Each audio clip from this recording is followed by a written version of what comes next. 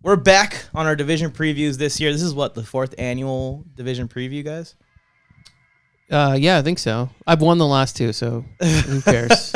I do have the scoreboard from last year, so we are going to talk about each division as we go. We will tell you guys what the score was from last year and who took last year's competition. But we're talking about the NFC North in this first episode, or maybe it might not be the first episode. We'll find out when we release them. We're going to go through each division, NFC North today, and we're going to talk about a hot take for each division, breakout player for each division, our overall thoughts on each team. Today will be the NFC North teams, and then at the end we will give our record predictions for every team in the league.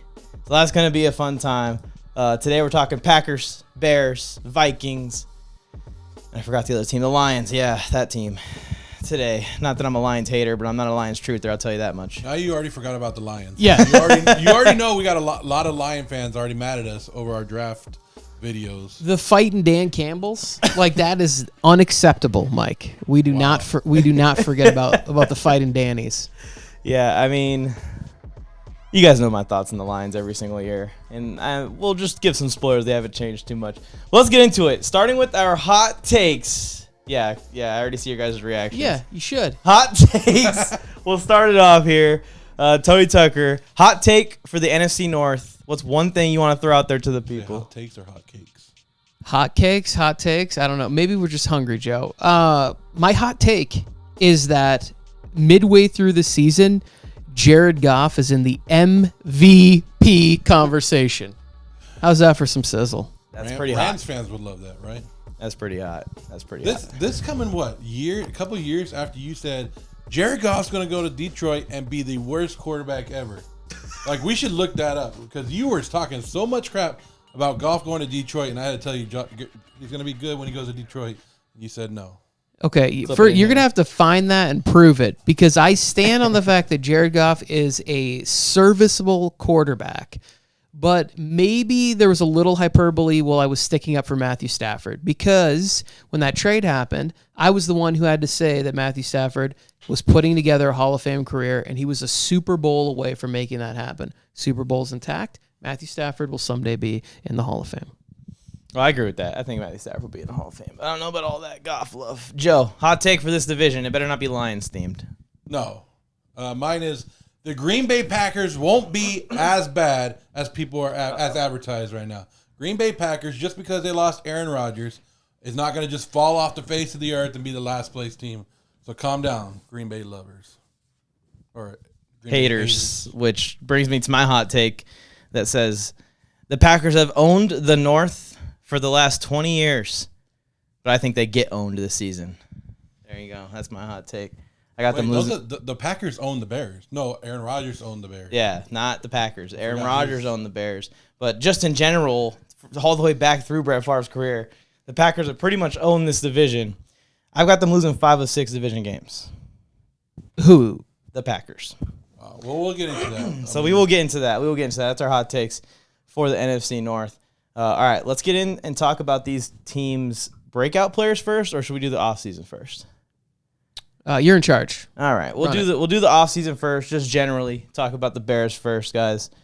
Chicago obviously is trying to break out this year. They're a team that has a lot of hype. They went and got DJ Moore via trade, so he's me on this team. Chase Claypool came over at the trade deadline last year. Not an offseason move. I just don't feel like he got in the groove or was up to speed with the offense at all. On defense, they've added Yannick Ngakoue, who I think is going to fill in as a starter on their edge, and especially on third down, pass rush downs. They added the 2 linebackers, TJ Edwards, Tremaine Edmonds, and I think that's about it for their big adds to the team's starting lineup at least. But any thoughts? Go ahead and fill us in, Tony, on your thoughts on the Bears offseason. Did they improve? Did they get worse? What should we expect from them? So I think the Bears got better overall just because the offensive line got better, right? Like, they drafted the kid from Tennessee, I think, right? Darnell Wright? Yes. So you bring in a right tackle, Braxton Jones, the left tackle. He was like a 5th-round pick last year, played, way better than a lot of people thought. And if you can get that shirt up, that's really going to help Justin Fields have time. Like, the one thing that I loved so much was seeing him be able to hit checkdowns and let other people use their speed so that the guy doesn't have to run for 1,200 yards. So yes, the Bears got, in my opinion, a lot better just by getting more time for Justin Fields to maybe feel capable to throw the football down the field. And I think that's what people forgot about Justin Fields is he actually has an arm. Yeah. He's actually a good quarterback. Last year he had a run for his life and used a lot of that. So they focused more on protecting Justin Fields, getting him more weapons, and allowing him to just be an overall good quarterback. And their defense was already good with like no-name guys last year after they traded Roquan Smith, and they just added more guys to that defense. So I think Bears are all in. They're all in to win. I don't know if they will win the division, but they're all in, and they know that they have a franchise quarterback there, and they were happy to use all that extra money around it. I would say good's a stretch for that defense last year, but they tried hard. Like there was a lot. They really put in pushovers. They gave up like 40 in a couple of games. Like the defense was bad. They didn't have any pass rushers. That's where they're struggling right now. And so you bring in somebody like Ngakoue, who's not great against the run, but you have to be able to get pressure, especially late in the football games that you might have some. The defense isn't giving up 30 points now, Tony. The Chargers this year. Yeah, this year. Yeah, we'll get to the AFC West, guys. We'll get to the AFC West.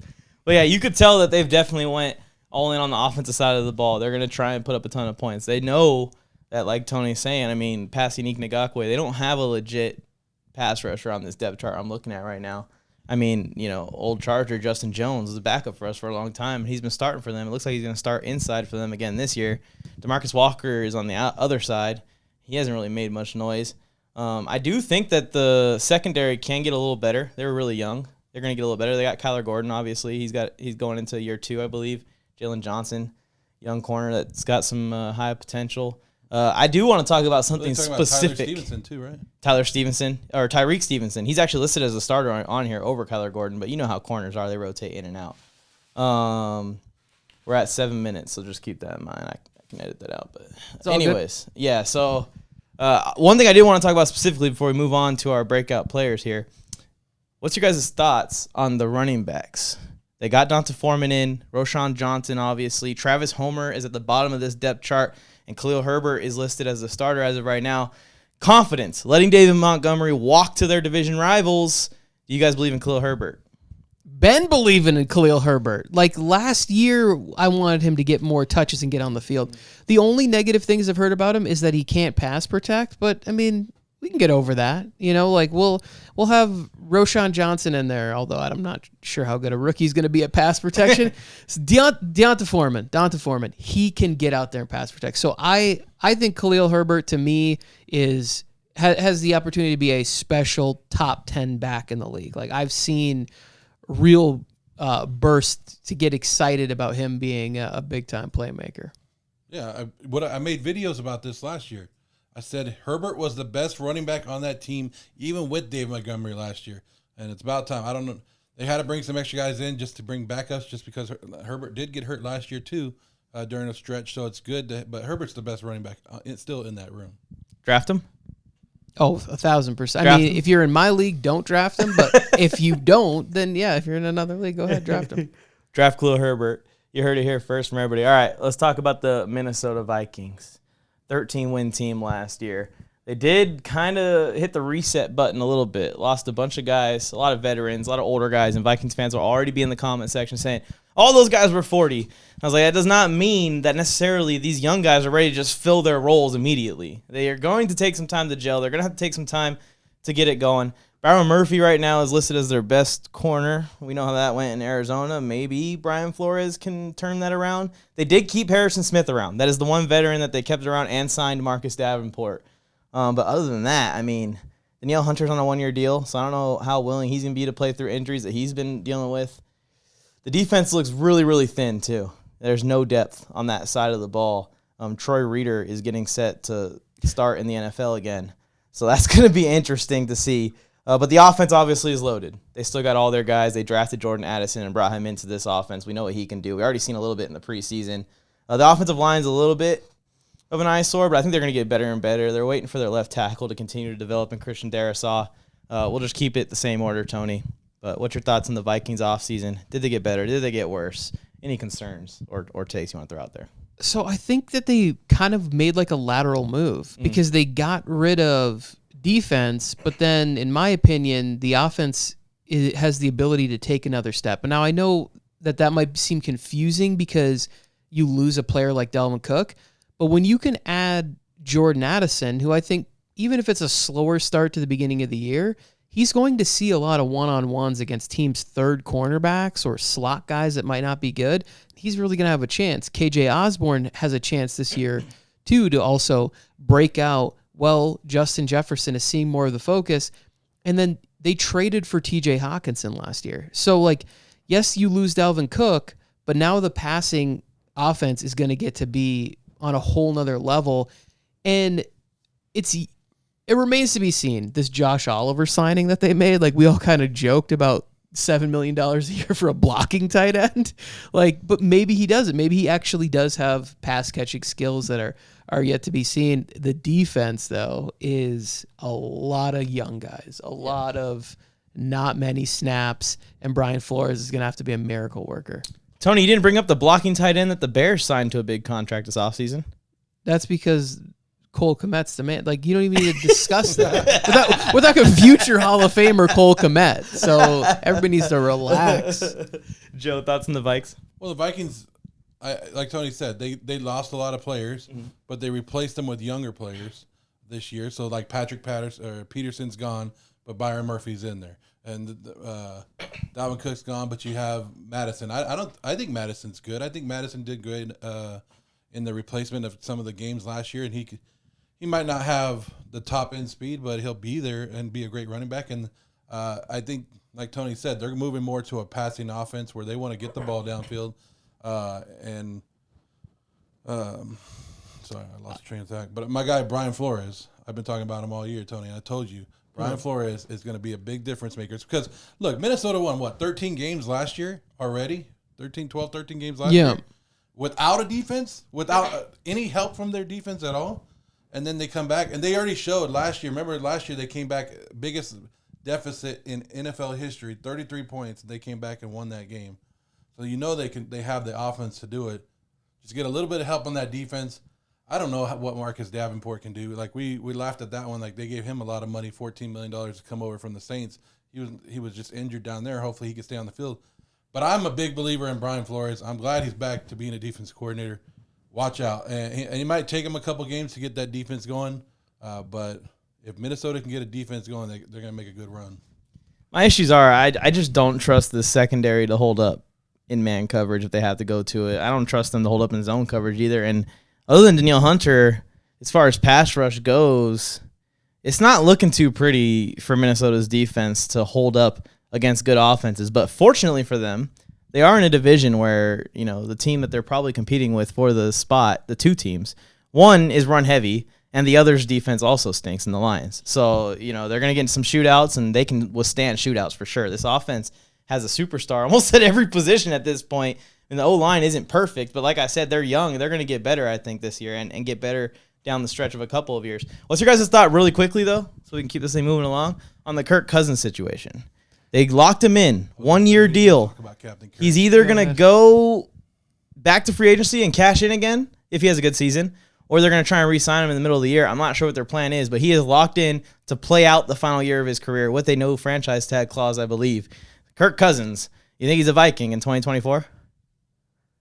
Yeah. Well, this is the way Kirk Cousins has done all his contracts since he's come over. He was the first one to take all guaranteed for 3 years when he went to Minnesota. It was like 3 years, $80 million at that time. So that wasn't like quarterback money like they're making now. But Kirk Cousins, I think there's something about him that he likes playing on these 1 year or ending deals. Like maybe it motivates him, but I got a lot of respect for Kirk Cousins, especially after watching him on the quarterback. And I think if they continue to do good this year, Kirk Cousins will be back next year, no problem. So I really like that series that Jordan Rodriguez put out called The Play Callers. Shout out to that podcast. If you haven't listened to it, you should check it out. And they go back and talk about the time at Washington when it was Shanahan and McVay and McDaniel and all these guys. And it's when Kirk was there. There are too many coaches out there, Shanahan and McVay, for example, where it could be a really nice landing spot for him. If Brock Purdy doesn't work out and Matthew Stafford has another injury-riddled year, both of those coaches would love to have a quarterback like Kirk Cousins that's going to come in there and be able to run their offense efficiently, effectively at super high level, put their teams over the top. Oh, yeah. We'll see what happens with Kirk, man. You know he's going to have a market no matter what. Even if the season is a complete disaster for the Vikings, and I think the only way that happens is if they lose Justin Jefferson for some reason. Knock on wood, we don't want that to happen. I think Kirk would still probably be safe with having a lot of suitors in the offseason if the Vikings decided to make a trade for Trey Lance or draft a rookie quarterback and bring someone in that's young. I don't know what their plans will be from there. They have been hinting that they want to bring in a quarterback and develop them. It's not Kellen Mond, clearly. Kellen Mond's not even on the team anymore. I don't know who the young quarterback is that they're talking about, but that's what they keep saying. All right, let's go to the Green Bay Packers. We got Nick Mullins. Yeah, Nick Mullins right now, yeah. The Green Bay Packers, who have Sean Clifford. You see? We could talk about backup quarterbacks if you want. But this team's obviously going through a lot of transition. Aaron Rodgers is now out of town, and Jordan Love has the keys to Lambeau. How do you think the Packers are going to do this year? I'll go over some of their additions. There wasn't very many additions. I mean, the drafting Jaden Reed, that's pretty exciting. It's a good landing spot for him. He's going to have a lot of opportunity there. Hoping to get David Bakhtiari back and healthy. Who else did they get? Did they draft anyone on the defensive side of the ball notable? I don't think so. They're not a big free agent team. They never really go out and make big free They kind of just said, hey, we're going to run it back with Jordan Love and see what we got. But, Tony, thoughts on the Packers? I know this is a team that's near and dear to your heart, right? They were 16 years ago before Aaron Rodgers ruined everything. Zach Tom is a offensive lineman that got a lot of hype as like a late round pick in last year's draft. There seems to be some excitement about him. I was listening to Ross Tucker talk about where the Green Bay, he has them like ranked 10th as an offensive line. So that could be really helpful for them. I think that the most interesting thing about these last two teams that we talked about was these two teams have pretty much had the majority of the success. I know the Bears went to one Super Bowl with Lovie Smith and Rex Grossman, but of the last 30 years, like most of the success has been with either the Vikings and the Randy Moss Culpepper teams or the Packers. And so like you look at a team, we were talking about the Vikings, right? No, we're talking about the Pack. Oh, we're talking about the Packers. That's why I got distracted for a second. So, yeah, exactly. The 70s were really tough on my brain, guys. Oh, no, so I figure you're just the old 70s. And sometimes you just. Yeah, no, that's what I'm saying. There's just a lot of Hiawathas and all those crazy things. I guess the point was that I was trying to make was the tying of these two teams together is that they both seem like they're trying to do competitive rebuilds. With the contract situation with Jordan Love and the contract situation with Kirk Cousins, right? And then you're putting out a lot of youthful guys to be like, hey, who do we have out here that can really compete?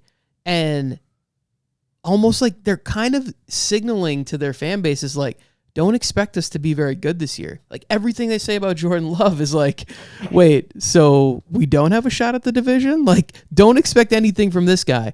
And the same thing with like what the Vikings have done. I think they're two teams that have enjoyed a lot of, more so the Packers, have enjoyed a lot of success. And Green Bay is basically saying like, we don't know the direction we're going in. We're not fully committed to Jordan Love, and we're just going to see what happens.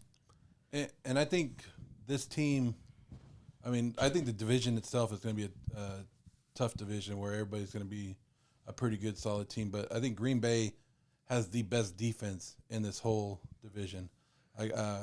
Just something about me feels that they can get that defense going. They know that their leader, Aaron Rodgers, is gone. So they know that they're going to take a little step back on offense. I don't know how much of a step back, but I think we're going to see a little bit more Aaron Jones and A.J. Dillon, which practically we've been asking for, right? Everybody's been asking to see A.J. Dillon come out and get a little bit more in that offense. For sure. But, like, when you look at the skill positions, they're starting, like, 3 guys that are, like, 22 years old. It's like Christian Watson, Romeo Doubs, Jaden Reed, and then you got 2 young tight ends. Like, everybody out there that he's throwing to doesn't have a ton of NFL experience. Like, I just don't see how that's great for a league that is offensive. Yeah, and that's what got me so low on them. Like, everyone keeps telling me Jordan Love's going to be the truth, but I don't know where they're seeing that. Like, he doesn't have a bunch of guys to carry him. I'm avoiding Christian Watson in fantasy football just simply because I think they're going to be running the ball like crazy. They're going to be running the ball like crazy. They have to lean on this running back core because there isn't anyone in the offense unless Christian Watson jumps to an elite level for some reason, which I don't think he's going to. There isn't anyone to carry Jordan Love if Jordan Love isn't elite or very good, at least. Yeah. There isn't. I'm the only one that likes Green Bay, right? And so, Yeah, again, so. the Green Bay defense is a paper thing. Because remember last year I was like, oh, this Green Bay defense is going to carry them to the Super Bowl. And they were just not very good. So, one of the Aaron guys. Rodgers. Yeah. That's why the defense wasn't good? Yeah. Everybody knows that. They did add Lucas Van Ness. Yeah, which is really weird. Like, one of the things I've noticed in preseason is, like, certain guys, they look so explosive in college, and then they get to the NFL, and they're playing confused, so they can't be as explosive because they're just being asked to do certain things. Like, hey, you're supposed to be running this game, this stunt, this whatever that the play is called for, and they just don't have the same burst. And Lucas Van Ness was one of those where I was like, why does he look so sluggish? But he's probably just learning the defense. Thinking while he's playing. Yeah. You can't play as fast when you're thinking while you're playing. Derwin James just actually commented on that in a recent interview, how it seems like the DBs are no longer thinking out there, that they're just flying around and they're just playing. That's something that you need on defense especially. All right, let's go to the Detroit Lions now. They added Jahmyr Gibbs to replace DeAndre Swift, obviously. Let's see here. Jameson Williams is going to be suspended, so Khalif Raymond's going to have to fill in for him there. And on the defensive side of the ball, they didn't add a ton, but they're kind of just relying on their young guys to continue to get better and continue to develop.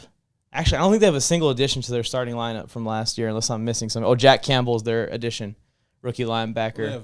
But I'll let you guys go ahead and C.J. Gardner, right? Yeah, they brought in They brought in two cornerbacks. Yeah.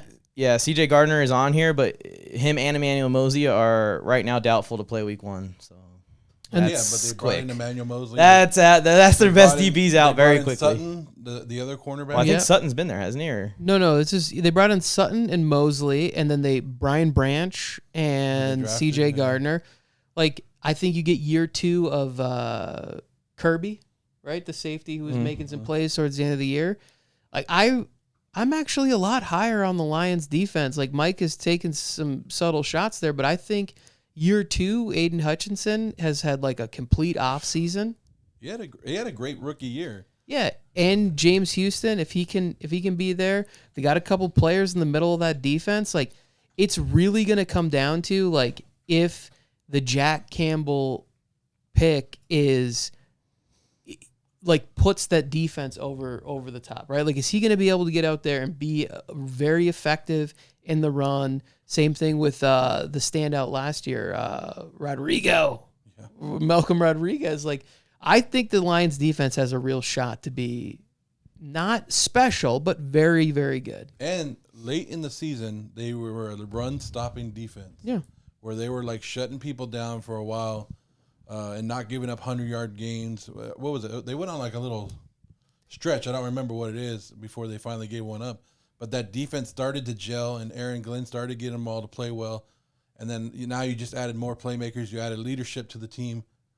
I don't know how that's going to translate to wins this year or anything like that. But, I mean, the offense was number 1 for many weeks last year. Yeah. So Detroit, I mean, just getting a little bit of defense, getting a little bit of, I think that's what Dan Campbell's looking for, just leadership, just people that want to play football and want to play hard, and that's what, like, we weren't mad at the Jack Campbell draft pick. We were surprised how early he went, but a great college linebacker, tremendous, and like an old school linebacker that hits people. He's gonna make some great plays. And he's going to bring an attitude to that defense, which we should like, but it just has to translate to the NFL. That's the only issue that we were like, well, that was early. Same thing with the running back. My issue with Jack Campbell is he's wearing the number 46. What the fuck are you doing, bro? Also, they could have maybe used a DB there. I don't know if they want to go defense. I mean, their run defense wasn't good either last year. I'm not saying it was, but their secondary was awful. All these guys you guys are hyping up last year were the worst pass defense in the league last year. I mean, how many spots do you think they're going to raise this year realistically from where they were last year? And I won't tell you where they were last year, but it was 32nd. I think that they can finish somewhere in the 18 to 15 range easy, like based on because the second half of the year was a lot better, the defense. And they did bring in 3 or 4, 5 new pieces in the secondary, which is what you need. And the pass rush is still there. I'm not saying they're going to be world beater, Ravens defense from my youth, but they're going to be more competitive. Slightly below average as of right now. Yeah, 15 to 18. Yeah. And if you can put that with a top 12 offense, that's a really good football team. I don't believe it. They gave up 400 yards per game last year. I don't believe in it. I don't even think, even if Emmanuel Mosley and C.J. Gardner-Johnson play every single game, that they're getting inside the top 20 defenses this year as far as yards per game and points per game. Okay. See, that's where our bets are lying. Tony and I are trying to build you up. Mike's just bringing you back down. Well, that could take us towards our record predictions here. But first, let's give a breakout player from this entire division each. Rapid fire this thing. We're already at minute 25 here, so rapid fire. Tony, breakout player. Shout out one. Shout out one. Yikes. I'm going to go to KJ Osborne for the Vikings. I have one written down for every team, but I'll go with KJ Osborne. Real chance to get a big contract, further his opportunities in the NFL for sure. Yeah, I have him on my list too, so I like that we kind of pivoted this because then we would have had the same person for the Vikings. But go ahead, Joe. So I kind of cheated. I looked at your list right now, Tony, because I was like, I wonder who Tony had written down because I have basically the same players written down. He has Branch from the Detroit Lions, who's been having a great offseason. And I think, like Mike was saying, Mike wants that secondary to get better. Well, that's the guy who's going to get your secondary better, a little better right there. But my guy for the whole division breakdown, the one guy I wrote down and the first guy that came to my mind when I thought about this division was Herbert. And Tony talked about it earlier. Herbert has the potential to be a top back in this league, and just getting him going in a high-paced offense with Justin Fields and DJ Moore out there. You already saw what he did in the first preseason game. I like Herbert as a breakout player in this division. Yeah, I'm going to stay in Chicago also. I'm going to give a shout out to the corner, Jalen Johnson. He already has taken steps forward. A lot of people already know his name now. He's been their cornerback one over the last, I think, 2 seasons. This is his 3rd year. But I think he really can become the shutdown corner that they need out there. Of course, the pass rush is going to help him a little bit, but it's just more so his development. If he continues to get better, he's on a track to being a top 15, edge of top 12. And if he really breaks out, top 10 corner in the NFL one day, I think that this year the Bears offense is going to help out the defense a little bit more, a little bit less turnovers, a little bit less recklessness with the football. And Johnson can be in a more efficient defense. Not expecting it to make a massive jump, but I think it's be better than the Lions, Ranch. I'll say that. I'll say that very much. I'll say that right now. Put it on the board. All right, yeah, put it on the board. Put it on as the a board. Bet. Last year, NFC North. I will say this, Joe. You won last year. NFC North. Damn, Tony! Oh, wait, what? In your face, Tony! So Mike had 9 games wrong in NFC North, probably because I hated on the Lions too much last year too. Joe had 6. Tony, you had 7, so you missed it by 1. I did note down here, I think Joe was 1 off. No, I think he had 1 off on the Lions. He said 10 wins for the Lions, or 9 wins for the Lions. I have a star here saying Vikes and Lions are almost perfect, Joe. Congrats. That's 1 point. I got to check Mike's math. I was really high on the Vikings last year. You can go and check. And I think I had the Lions with 10 wins last year, so they were almost there. Yeah, they were almost there. But I had the Vikings. Yeah, I think I was 1 off on the Vikings too. All right, you did not have the Vikings at 12 wins last year. Yes, I did. Remember, I had the Vikings going to the Super Bowl. He had them at 13-4 last year. I just watched it this morning, actually. It's out of control, ridiculous. And he called it. It was 13 wins last year for the Did Vikes. he call 8 games of luck, Josh Allen fumbling in his own end zone? Well, he didn't call that specificness of it. I will give you 0 credit. I just want a little. I'm cool with 0 credit going to Joe over here. I'm cool with that. Anyways, let's give our record predictions here. And I'll just go first. In last place, I have the Green Bay Packers at 7-10. Don't sue me. I do have them losing a bunch of division games, so if they flip some of those, they can get close to 500 in my book. But I think that this division is going to flip. The Packers are at a disadvantage where I don't think the defense is going to be elite. They probably are the best defense on paper, especially in the division. But I just don't think that they're going to be good enough to shut down the crazy offenses in this division that are coming at them. In third, I had the Detroit Lions at 8-9. I won't say much more. The Vikings at 9-8 in second. I do have the Vikings squeaking into the playoffs as the final playoff seed in the NFC. And then I had the Bears winning this division with 10 wins in first place. Tony, go ahead. The Bears. The Bears. Wow. I too have the Packers in last. Hey. 5-12 record. Wow. Yeah. Just a lot of close losses due to inexperience. I think that there's a lot of games that can be lost by a young, inexperienced quarterback at the end of games. Just needing a drive, needing something, and not having that experience is crucial, which isn't going to make a ton of sense for the Vikings being at 6-11 because they do have experience at quarterback.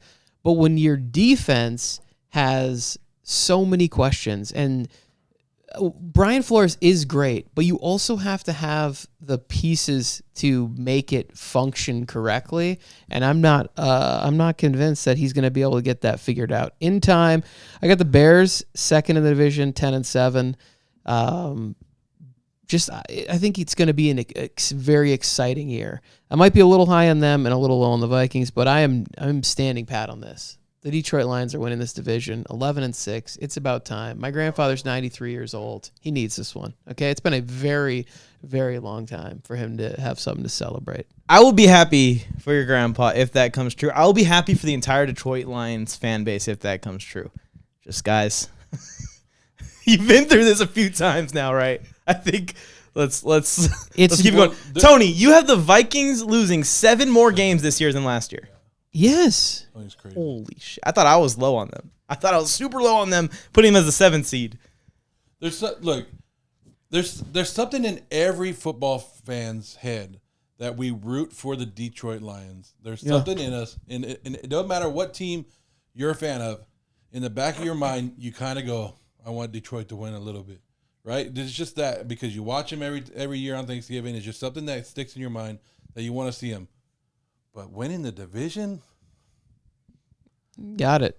Thanks, Joe. Got him. I agree with you. Go ahead, give me your predictions, Joe. Tony loves his grandpa. That's how much he loves his grandma. His grandpa that during the draft, when we were live for the draft, remember?